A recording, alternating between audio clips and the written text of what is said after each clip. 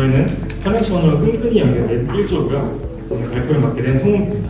커넥션, 무엇이 떠오르시나요? 되게 이 질문에 대한 답이 사람들마다 다양할 것 같은데 저희가 갔던 엘리베이 두수거방에서 막걸리를 즐겁게 담갔던 게 커넥션일 수도 있고 지나가다가 옆집 아주머니와 이야기를 나눈 게 또 하나의 커넥션일 수도 있겠습니다. 그 이유는 이제 커넥션 자체는 만남을 통해서 이루어지는 상호작용의 모습이기 때문입니다. 그러나 더 나은 커넥션을 위해서는 단순히 만나거나 모이는 것 이상으로 어떤 상호작용을 통한 가치 창출이 필요함을 확인을 했는데요. 사례 분석을 좀 더 파고들수록 진정한 커넥션의 의미가 실사례에 적용이 되는가? 라는 의문점이 강하게 들었습니다. 그래서 저희는 단순히 모이는 것과 같은 겟더의 커넥션이 아니라 그 이상으로 진정인 가치를 공유할 수 있고 그것이 꾸준히 일어나게 되는 타이라는 개념의 커넥션을 필요함을 느꼈습니다. 타이라는 개념의 핵심 포인트는 이제 나의 취향을 만나는 경험을 선사하는 것이라고 말씀드릴 수 있겠는데요. 저희가 이제껏 사료조사를 통해 본 공간들이 모두 컨텐츠를 매개로 만남의 장을 제안을 하고 있었고 그 공간 속에서 사람들은 본인의 취향, 욕망, 바람과 같은 근본적인 가치를 위해서 모이는 그런 모습을 볼 수 있었기 때문입니다. 네, 그래서 저희가 생각하는 커넥션은 타이입니다. 유대의 과정 속에서 자신의 취향에 더욱 집중하게 되고 다양한 사람들과 연결됨으로써 나와 맞는 사람들과 지속적인 가치를 공유하는 모습, 이 커넥션이라고 생각을 한 것이죠. 네, 그럼 이 커넥션이 어떻게 구성되는지를 말씀을 드려보겠습니다. 우선 커넥션 1번 같은 경우는 이제 나와 콘텐츠의 연결이라고 할 수 있습니다. 콘텐츠를 접하면서 다양한 취향을 경험하게 되는 게 커넥션 1번이라 할 수 있는데요. 경험한 취향을 바탕으로 나를 좀 더 알게 되고 나와의 발견, 그리고 나와의 집중이 일어나게 되는 나와의 연결이 커넥션 2번이라고 생각할 수 있습니다. 그렇게 알게 된 나를 통해 나와 비슷한 사람들을 좀 더 많이 만나고 지속적으로 교류를 할 수 있겠죠. 그러면서 타인과 연결되는 것이 커넥션 3번이라고 정의를 내렸습니다. 네, 1, 2, 3번의 커넥션들은 모두 가까우로 존재하는 것이 아니라 지속적으로 연결되면서 완성되어지는 구조입니다. 네, 그래서 이런 커넥션의 정의를 기반으로 사례조사 시에 활용할 수 있는 프레임워크를 도출을 해봤습니다. 네, 이를 바탕으로 저희가 직접 발로 뛰면서 케이스 스터디를 하게 되는데요. 이를 통해 8가지의 인사이트가 도출되었습니다. 이제 이를 한데 끌어모았을 때 이 인사이트들이 HCO로 잘 정리되는 모습을 볼 수 있습니다. 네, 이제 앞서 말씀드린 모든 스터디의 최종 분석에 해당하는 부분입니다. 저희만의 타일을 위한 기준이며 HCO별로 도출이 되었습니다. 그리고 HCO는 마찬가지로 커넥션 3 이론과 긴밀히 연결되는 구조입니다. 네, 그래서 H를 먼저 설명드리면 저희는 앞서 말씀드린 것처럼 온라인과 오프라인 모두를 생각하고 있기 때문에 플랫폼이라는 단어로 또한 규정을 하고 있는데요. 온라인 경우 이제 익명성이 주는 접근성을 통해서 트래픽을 유입하기에 되게 이점이 있고 개인적인 경험 위주 콘텐츠 설계에 효과적임을 느꼈습니다. 오프라인 같은 경우에는 진정성을 기반으로 커뮤니티 멤버를 유입하고 경험과 끈끈한 연대를 위한 커뮤니티 콘텐츠 설계하는 데 강점이 있겠죠.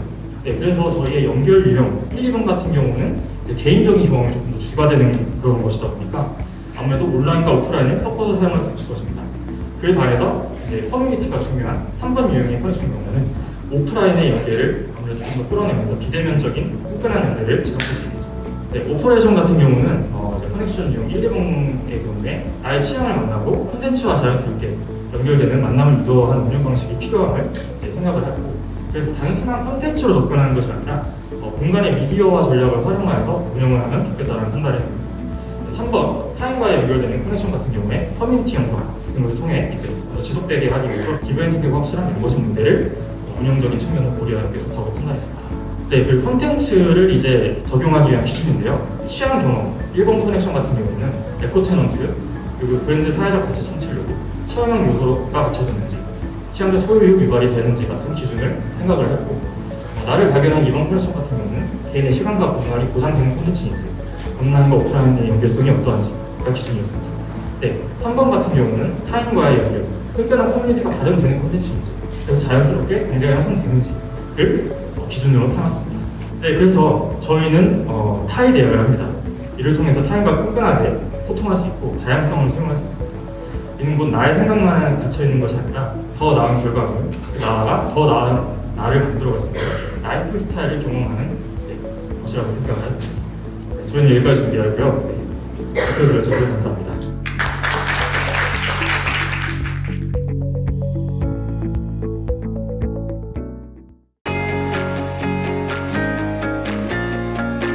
저희는 휴머니티 경험 요소를 스터디한 LGL 2팀이고 저는 발표를 맡은 김태환입니다. 여러분들은 휴머니티 하면은 어떤 아이디어가 떠오르시나요? 저희가 처음에 이 질문을 스스로에게 던졌을 때만 해도 이렇게 수없이 많은 아이디어들이 나왔습니다. 그 맥락에서 명확한 개념이 필요하다고 생각을 했고 또 명확한 정의를 도출해내고자 노력했습니다. 휴머니티의 정의는 다음과 같습니다. 이해관계자들의 진정성이 실용적으로 구현되어 사용자가 편안함과 만족을 지속적으로 느끼는 것. 이 정의에는 세 가지의 포인트가 있습니다. 첫 번째는 이해관계자들의 진정성입니다. 공간이 다 만들어지고 최종적인 콘텐츠가 오가는 시점의 그 공간만 봐서는 이것이 정말 휴머니티 공간인지 판단할 수가 없습니다. 그래서 공간을 기획하는 데에서부터 참여한 모든 이해관계자들의 가치를 아는 것이 중요한 시점이 되었습니다. 두 번째는요, 이것이 실용적으로 구현이 되어야 하고 이를 통해서 사용자들이 편안함과 만족을 느껴야 한다는 것입니다. 진정성이 바탕이 되는 건 좋은데 이것이 사용자에게 전달이 돼야 되고 또 이를 통해서 사용자가 편안함과 만족을 느껴야 합니다. 세 번째 포인트는 이 모든 것들이 지속이 되어야 한다는 것입니다. 이처럼 공간의 지속성은 그 자체로 공간 경험 요소를 판단하고 판별짓는 필수 요소이기 때문에 지속성은 휴머니티 정의에 포함이 되어야 합니다. 저희가 도출해낸 이 정의는 오히려 이 정의에 잘 부합하지 않는 사례들을 통해서 훨씬 더 쉽게 와닿으실 것 같은데요. 저희는 기존 백화점과 기존의 택시가 바로 그런 공간들이라고 생각했습니다. 백화점은 사람보다 수익성이 우선이었던 공간이었죠. 이 때문에 공간 경험상으로도 여러 가지 문제점들이 있었고 또 지속성 측면에서도 여러 문제가 있었고 위기를 맞고 있습니다. 택시를 초단기 공간 임대업의 관점에서 보신다면 우선 산업군과 관련된 여러 가지 문제로 인해서 택시 기사분들의 스트레스가 심했고 이 때문에 여러 가지 공간 경험적인 문제와 지속성의 위기를 맞고 있습니다. 자, 재밌는 건 이 두 가지 사례에 이처럼 보시는 여러 가지 문제점들이 딱 세 개의 범주로 묶일 수 있다는 것입니다. 첫 번째는 이 공간들을 만든 사람들의 진정성이 사람 중심이 아니었다는 것이었습니다. 공간을 기획하는 그 과정, 즉 밸류체인에서 일어나는 문제들이었죠. 그런 문제가 있다 보니까 이것이 실제 공간 경험상으로도 잘 구현이 되지 않고 만족과 편안함을 제공하기 힘들었습니다. 또 마지막 시간의 관점에서는 이 공간들이 변화에 잘 대응하지 못하고 지속성도 떨어진다는 그런 문제가 있었습니다. 저희는 이렇게 밸류체인, 공간, 시간에서 일어나는 그 문제들이 이렇게 세 개의 요소로 묶인다는 것을 포착을 했고 이에 착안해서 저희만의 휴머니티 프레임워크 VST를 도출했습니다. 밸류체인에서는 어떤 주체들이 어떤 의도를 가지고 어떻게 만들었는가를 보시는 항목이고요. 두 번째 스페이스는 실제로 그래서 그 공간과 콘텐츠가 어떻게 구현이 되는지 또 이를 통해 사용자가 만족과 편안함을 느꼈는지를 파악합니다. 세 번째 타임에서는 사용자의 만족이 시간에 따라서 변하지 않고 어떻게 지속될 수 있는지를 파악합니다. 자, 이렇게 밸류체인, 스페이스, 타임을 모두 고려한다는 것은 HC5의 3요소를 매우 확실하고 포괄적으로 반영할 수 있다고 판단을 했습니다. 이 프레임워크를 활용해서 조금은 아쉬웠던 공간들을 휴머니티스럽게 만들 수는 없을까요? 저희는 사러가 쇼핑센터로 이 작업을 진행을 했습니다. 아시다시피 사러가만의 독특한 소비 경험을 통해서 지역 밀착형 쇼핑센터로 자리매김이 있다고 평가를 받는데요. 근데 저희가 직접 방문해본 사러가는 조금 아쉬운 점들이 몇 가지 있었습니다. 관계자분이 불친절하기도 했고 수입식품 상품들이 너무 섬처럼 동떨어져 있다는 그런 인상을 받았습니다. 이런 진정성을 그대로 반영을 하면서도 두 가지 방향의 솔루션을 고민을 해봤는데요. 첫 번째는 사러가 쇼핑센터만의 소비 방향 그대로 두는데 형태를 바꿔보자라는 것이었고 두 번째는 조금 더 소비자들을 편리하고 정겹게 소비를 할 수 있는 공간으로 자리매김시켜보자라는 것이었습니다. 그래서 기존의 사러가 공간을 보시면 이런 식으로 중앙에 산처럼 수입식품들이 이렇게 쌓여있고 상인분들이 잘 보이지 않을 정도로 이렇게 안쪽에 계셨는데요. 이를 이런 식으로 변화시켜보는 겁니다. 한 대를 넣어서 푸드코트를 운영을 해서 훨씬 더 이전보다 고객과 상인분들의 접촉 시간을 늘리고 고객들이 이곳에서 먹고 마시고 놀 수 있는 공간들이 만들어질 수 있을 것이라고 생각을 했습니다. 저희 엑기스라고 할 수 있는 결론과 인사이트에 대해서 말씀드리겠습니다. 딱 휴머니티는 5가지로 요약이 됩니다. 이해관계자, 사용자, 진정성, 만족과 편안함, 지속 가능성. 자, 이 5가지는 시간이 지나도 변하지 않을 휴머니티의 본질이자 휴머니티의 빅 아이디어들입니다. 공간을 만드는 사람들의 역할은 이 휴머니티의 5가지 빅 아이디어들을 강력한 실행력을 통해 현실화하는 것입니다. 다시 말해서 어떻게 하면 우리의 목소리가 조금 더 하모니를 이룰 수 있을까? 어떻게 하면 우리의 진정성을 조금 더 고객에게 전달할 수 있을까와 같은 질문들을 끊임없이 던짐으로써 지속 가능한 사람 중심의 공간을 만들고 그를 고객의 만족으로부터 가치를 창출해내며 이를 통해 자연스럽게 프라이스를 따라오게 할 수 있다고 확신합니다. 휴머니티였습니다. 감사합니다.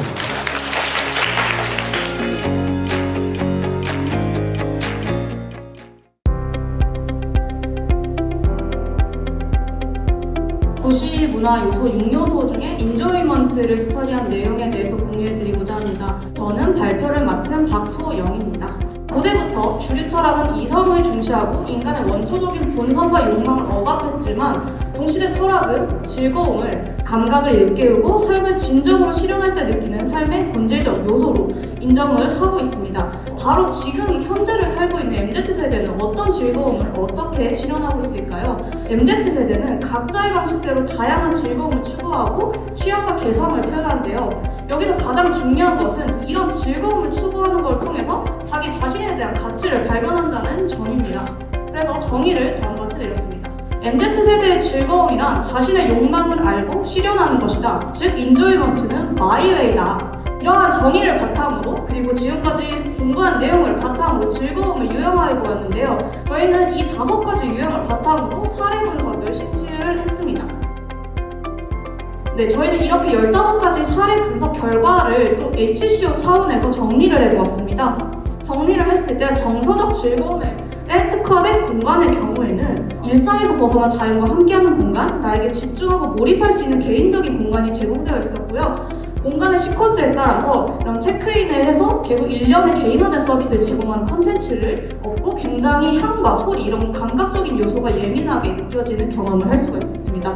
그리고 본인이 경험하고자 하는 분위기를 지속하게 하는 분명한 가이드라인이 이제 제시되어 있었고, 육체적 즐거움 같은 경우에는 하드웨어 측면에서 물리적인 제약으로부터 자유로워질 수 있는 규모가 넓은 공간 혹은 그를 뛰어넘는 가상현실, 그리고 단조롭지 않은 지속적으로 육체적 즐거움을 유발할 수 있는 체험 콘텐츠와 칼로리, 걸음수 등 데이터 기반 스포츠 스타일 분석 및 맞춤 서비스나 UX 디자인 같은 기술적인 부분이 있었습니다. 발견적 즐거움은 몰입을 위한 닫힌 공간과 보안을 위한 열린 공간이 공존하고 있었고, 건축이나 공간의 메테리얼리티와 몸에 닿는 가구가 섬세하게 디자인된 공간이었고요. 책과 시각 예술을 전면에 내세우고 있지만 참여적 발견을 위한 체험 서비스가 다양했고, 사이 공간에도 콘텐츠가 마련되어 있었습니다. 오퍼레이션 측면에서는 2가지가 있는데요. 굉장히 양질의 콘텐츠를 개인적으로 이용해서 취향을 고취하는 어떤 익스클루시브한 멤버십이 있고, 각자의 자유롭게 취향을 발견하는 장벽 없는 운영 시스템 2가지가 있습니다. 창조적 즐거움은 기존의 공간 구조에서 벗어나 의외성의 시퀀스를 경험할 수 있는 공간이었고, 컨텐츠 측면에서는 한 공간 안에서 다양한 예술이 연속적으로 펼쳐지는 새로운 경험을 제공하는 컨텐츠였습니다. 마지막으로 오퍼레이션에서는 창작에 대해서 적극적으로 참여를 유도하는 장치가 마련되어 있었습니다. 네, 마지막 관계적 즐거움은 취향 공동체가 전유하는 사적인 아지트의 특성이 강조되는 공간이었고, 자신의 취향을 드러낼 수 있는 굉장히 세분화되고 폭넓은 콘텐츠를 선택할 수 있다는 점, 그리고 오퍼레이션 측면에서는 멤버십이나 시즌제 이런 것을 통해서 관계에 대한 소속감, 진정성을 확보하고 여러 가지 규모와 위치에 따라서 공간이 마련되어 있었습니다. 저희는 이런 사례 분석을 통해서 공간이 실제로 어떻게 구현되고 있는가, 그리고 그것의 효과는 어떠한가로 발표를 마무리하고자 합니다. 일단 지금까지 스터디한 내용을 좀 정리해드리자면, 저희는 먼저 본질 탐구에서 출발해서 HCO 관점에서 즐거움이 실현되는 방식을 추적했는데요. 그러니까 인조이먼트는 마이웨이다. MZ의 즐거움이란 본질적으로 마이웨이고 욕망을 알고 실현하는 것이다. 근데 그 다양한 욕망에 도달하는 그런 웨이가 있는데, 그런 마이웨이로서 저희는 MZ의 다양한 즐거움을 유형화했고, 이제 저희가 말씀드리고자 하는 것은 Ways to Enjoyment on Space, 다양한 마이웨이를 실현시키는 공간의 방식이 있다는 점입니다.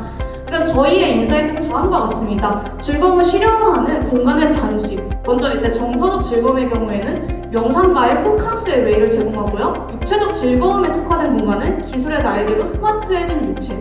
그리고 발견적 즐거움은 발견과 쉼의 지킬앤하이드의 방식을 제공하고, 창조적 즐거움은 이상한 나라의 크리에이터, 관계적 즐거움은 마이웨이가 아니죠, RWA를 제공합니다.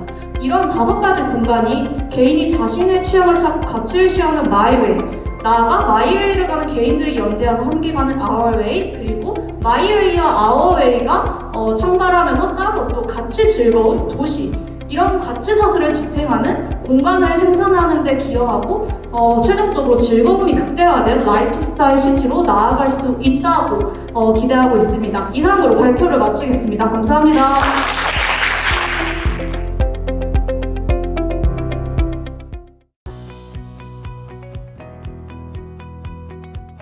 도시문화 스터디를 발표하게 된 김지은입니다. 급격한 인구 감소, 도시화 정착, MZ 소비 전망, 이로 인해 공급자 중심의 비즈니스가 수요자 중심으로 변화했음을 확인했습니다. 시장은 공급자 중심의 제품과 서비스 제공에 수요자를 고려한 시장의 양상으로 진행 중입니다. 이런 변화의 흐름 속에서 편리성은 새로운 패러다임으로 뻗어나가 온라인 활용에 따라 새로운 사회적 경제 모델이 구축되고 사람들의 취향이 다양해짐에 따라 공유가 편리하다는 인식이 생겨났습니다. 앞서 설명한 흐름을 통해 편리성의 의미가 기존으로부터 확장되고 있다는 잠정적 결론을 내리게 되었습니다. 저희 조는 컨비니언스를 다양한 수요를 충족시키는 서비스를 적절한 공간 내에서 효과적으로 제공하는 성질이라고 정의 내리게 되었습니다.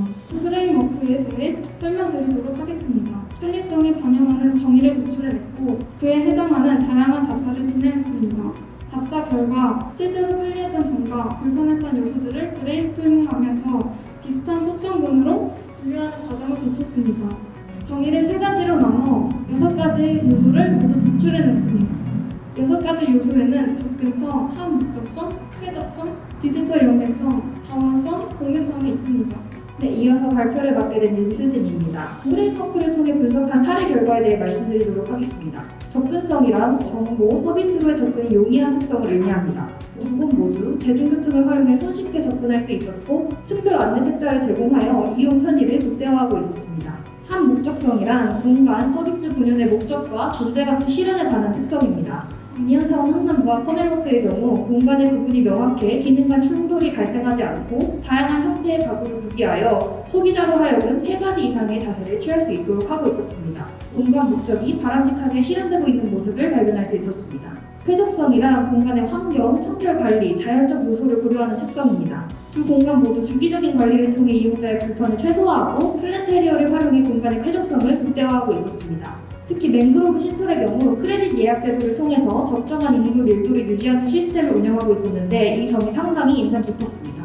디지털 연계성이란 운영 및 이용에 있어 디지털 환경을 적극적으로 활용하는 특성입니다. 우선 집무실의 경우 앱으로 출입을 관리하여 이용자의 이용 시간, 연령, 직업 등 다양한 데이터베이스가 쌓여 이를 적극적으로 활용하고 있었는데요. 반면 프로젝트 후암의 경우 공간 예약이 온라인으로 이루어지기는 하지만 단순히 상업적인 절차일 뿐 그 이상의 네트워킹을 장려하지는 않기 때문에 아쉬운 평가를 받았습니다. 다원성이란 다양한 공간들이 단순 집약이 아닌 심미적, 기능적 관점의 조화를 고려하는 특성입니다. 유니언타운 한남의 경우 건물 단위 개발을 통해 콘텐츠의 층간 배치가 조화롭게 되어 있었고 브랜딩 과정에서 다양한 성별과 세대의 이용객을 적객하기 위한 노력을 돋보였습니다. 반면 가든파이브는 소상공인 업종에 맞지 않는 방식으로 많은 점포를 밀집시켜 다소 획일화된 모습을 보이고 있었는데요. 두 사례를 통해 흩어져 있는 것을 한데 모으는 것이 과연 진정한 편리함인지 되돌아볼 수 있었습니다. 마지막으로 공유성의 경우 소유의 방식에서 경험으로 효용 가치가 변화하기에 따라 도출된 요소입니다. 맹그로브 신철의 경우 코리빙 하우스로 홍보되어 쉐어하우스와 차별화되는 공유주거 형태를 명확히 제시하고 있었습니다. 실제로 커뮤니티 활성화를 위한 다양한 프로그램과 물리적 환경이 조성되어 있었으며 특히 공유주거, 코워킹 스페이스, 커뮤니티 라운지 등 공유주거의 이점을 최대화하는 공간들이 돋보였습니다. 평가를 통해 총 10가지 사례를 분석하였고 합계가 높은 순서대로 나열한 결과 다음과 같은 특성을 발견할 수 있었습니다.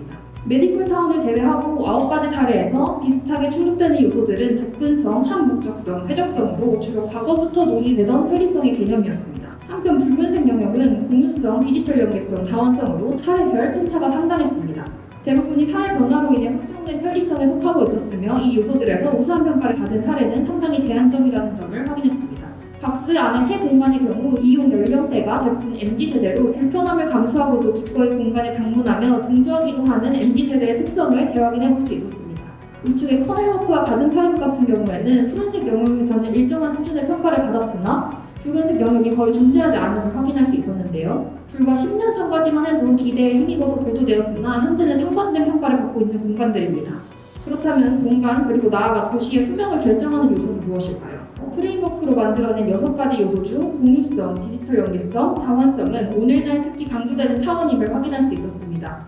또한 기존의 편리성의 의미를 넘어서 확장된 편리성을 갖추고 있는 공간이 지속 가능할 가능성이 높다는 점을 확인할 수 있었습니다. 지금까지 컨비니언스 스마트주였습니다. 감사합니다.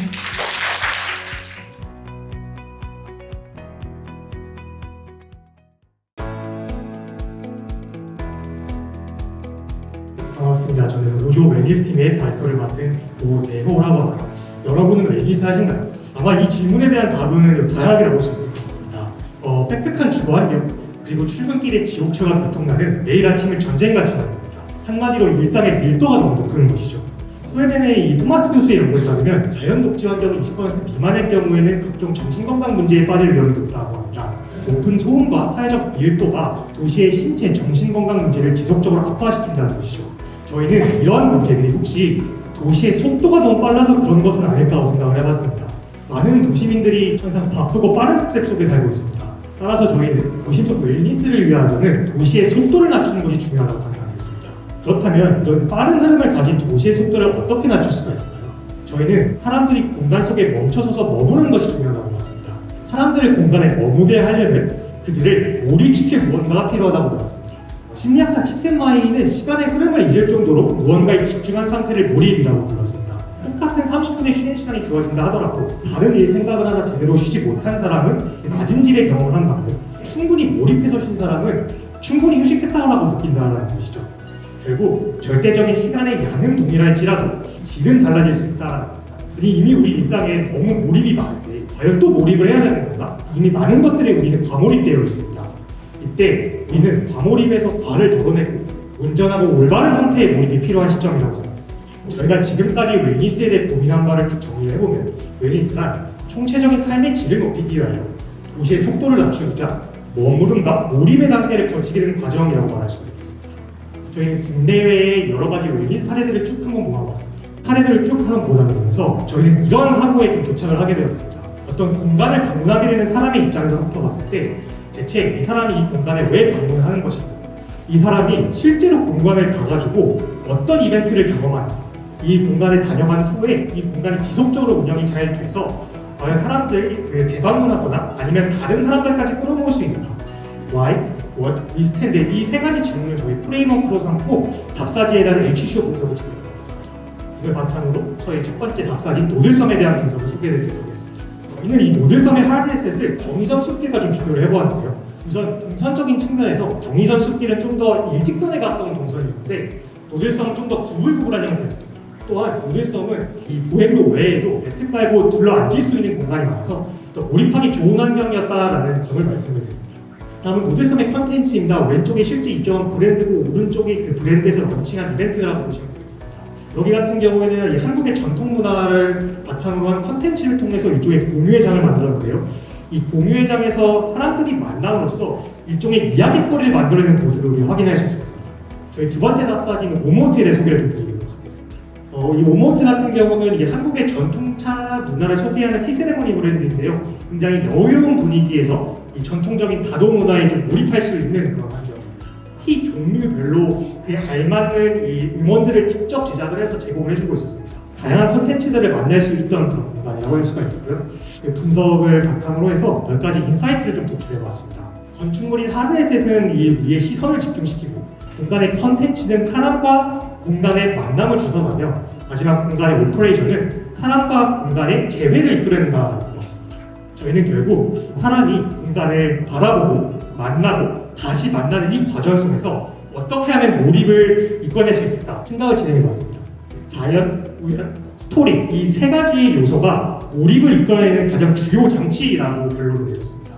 자연의 경험은 몰입 효과를 증대시키면 정신적 피로를 극복할 수 있게 합니다. 지리적으로 도심 속 한가운데 있지만 우리의 시선이 자연에 집중될 때 도심 속 일상으로부터 저희가 잠시 노가되는 경험을 할 수가 있습니다.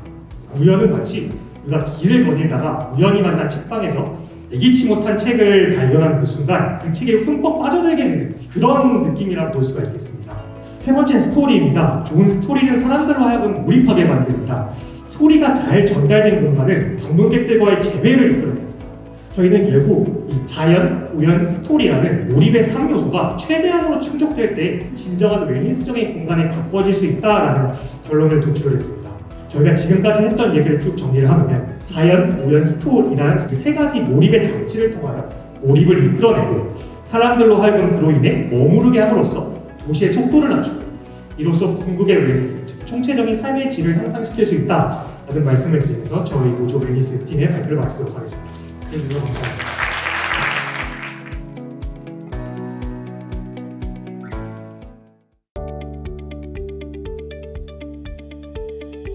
여러분은 언제 영감을 받으시나요? 저희도 한번 질문을 던져보고 싶었는데요. 바로 영감이란 창조적인 일을 이끌어내는 자극을 뜻한다고 정의했습니다.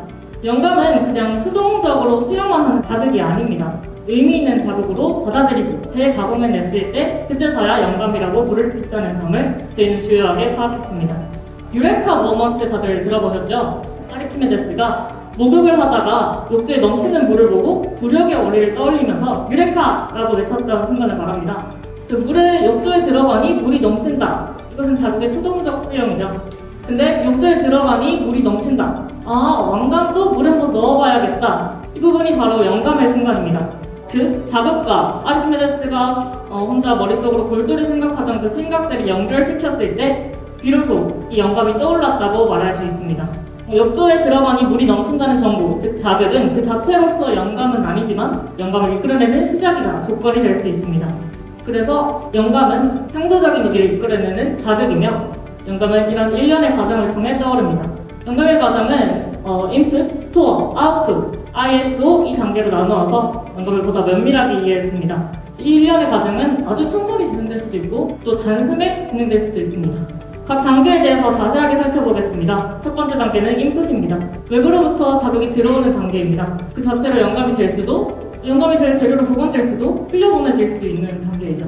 다음은 스토어입니다. 받은 자극의 정리, 융합, 발전이 이루어지는 단계입니다.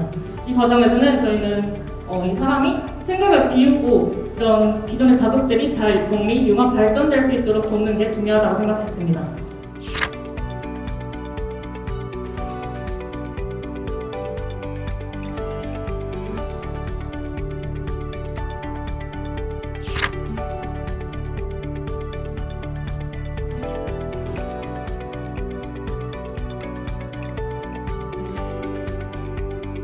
소환의 공동은 저희가 이제 서울에서 좀 더 벗어나서 영감을 주는 공간을 찾고자 선정을 하게 되었고, 이제 소환 화성이라는 유일무이한 하드에셋이 어떻게 확장되었고 또 어떻게 영감을 주고 있는지를 알아보기 위해 사례를 선정했습니다. 여기서는 이질적인 것들의 공존이 다양한 자극을 제공한다는 점에서 사용자의 인풋을 돕는다고 판단했습니다. 이곳에서는 주택 개조 상업시설이 굉장히 많은데 이것이 기존 주택과 조화를 잘 이루고 있었고, 콘텐츠 면에서는 2030뿐만 아니라 3040 그리고 노년층까지 그걸 포함하는 그런 종류의 업종들이 다양하게 모여있다는 점이 특징적이었습니다. 또 수원문화재단 주도로 여러 가지 행사와 또 그런 관련 문화예술 잡지 같은 콘텐츠들이 배포되고 그리고 타지인도 쉽게 접할 수 있는 그런 환경이라는 점이 중요하게 파악했습니다. 다음은 문화비축기지입니다. 인풋과 스토어를 주요하게 받는 곳이라고 판단했습니다. 이곳에서는 공간의 다변성과 확장성이 지속적인 새로움을 제공한다고 판단했습니다. 특히 이 H면에서 콘크리트 벽과 유리천장, 내공산 안반의 단층 구조 등의 이질적인 배치가 굉장한 시각적 다양성을 제공한다고 판단했습니다. 그리고 여백에 있는 건물 배치와 보행로가 서유와 몰입을 유도하는 것을 주요의 사이트로 꼽을 수 있었습니다. 마지막 사례로는 코사이어티 서울숲을 보았습니다. 이곳은 인풋과 아웃풋의 과정을 돕는 공간입니다. 코사이어티는 이제 창작자를 위한 커뮤니티, 영감을 위한 공간을 슬로건으로 내세우는데 이것을 통해서 어떻게 영감을 주고 있는지를 알아보고자 선정하였습니다.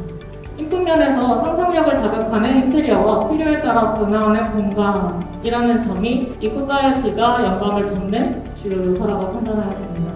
특히 오퍼레이션 면에서 서울숲 건물 자체가 4개의 건물로 분리되어 있는데 이것이 각 동을 개별적 또는 함께 사용할 수 있다는 점을 통해서 좀 확장 가능한 H와 그리고 이것을 가능하게 하는 O를 가지고 있다고 생각했습니다. 아웃풋 면에서 이제 또 코사이어티가 굉장한 장점을 가지고 있었는데요. 사용자 간의 사교 작업을 돕고 창작 도구를 제공한다는 점이 특징적이었습니다. 특히 이렇게 마지막 오퍼레이션을 보시면 사용자가 영감을 즉각적으로 표현할 수 있는 그런 도구들을 제공하고 있고 판매하고 있다는 점이 이제 아웃풋을 돕는 공간이라고 판단한 주요 이유였습니다. 결론입니다. 저희가 아까 영감을 창조적인 일을 만들어내는 자극이라고 정의를 했었는데요.